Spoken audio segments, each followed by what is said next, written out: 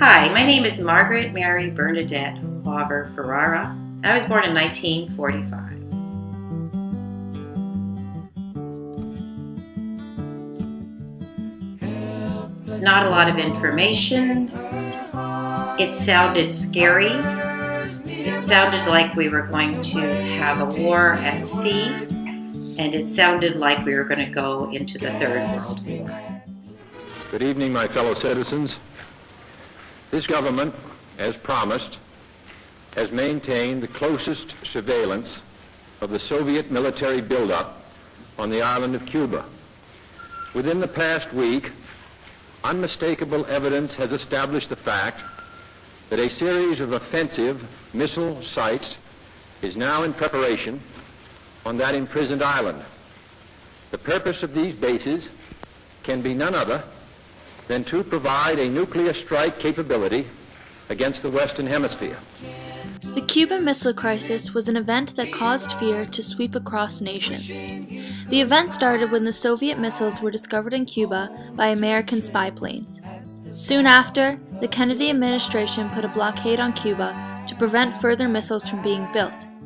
After multiple letters were exchanged between the superpowers, an agreement to remove the missiles was made and the crisis ended. Were there any stories that you specifically remember at the time?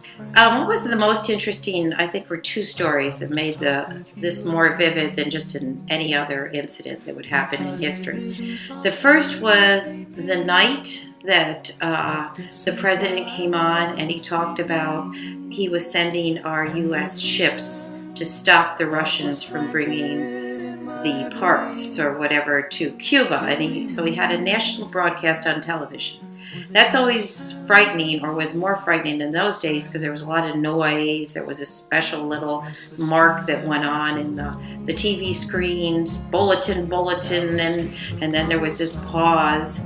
And then he said how we were going to stop the Russians. This was a very serious action. It was leading up to war. And I was babysitting at the time down the street, probably about a block away from my house. And I sat there paralyzed with fear. It sounded so doggone scary. And I took the kids and I thought, well, I better push them in the stroller, I don't know where, back to our house, and to be safe. Not that anybody had any fallout shelters in the town I lived in. And all of a sudden the air raid siren went off in the town. It was this one we used because we lived in a very small town. It was one we used to let everybody know there was a serious fire, so that all the volunteer firemen would come and fight the fire. But to me, it was a sign that the world was ending. They were going to bomb at any minute.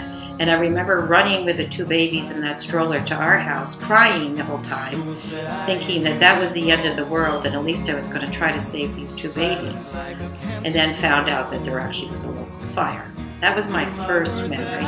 The next day, I went to school, and I went to a Catholic school, and we had sisters. I had sisters in St. Joseph, as a matter of fact.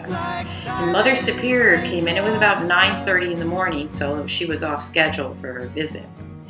And you could always tell when she came in, everything became very serious and sacred. And we all stood up, and good morning, Mother Superior. And she had us all sit down. She stood in the front of the room with the gravest voice I've ever seen. And she said, we are needing to pray for world peace. We are heading to World War III. And I need you all to get down on your knees and pray that we will be spared and that this crisis, the Cuban Missile Crisis, will somehow be averted and the Russians will turn back their ships.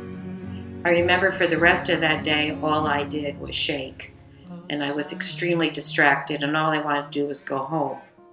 And then I realized that night that it appeared the crisis was over, that whatever we had done, of course, remember in those days, we were the good guys and the Russians were the bad guys, but what we had ever done made them turn around, and it looked like our prayer that morning made a difference, and we had averted World War III. How were your parents affected by the Cuban Missile Crisis? Did they ever talk to you about it?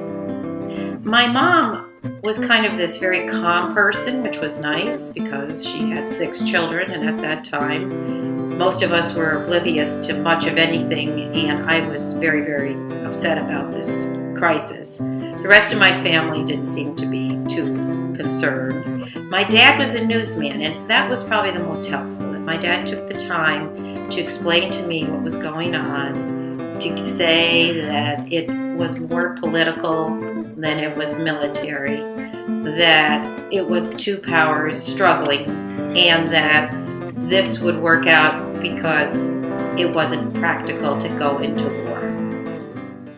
How was your view of the superpowers altered before and after the war?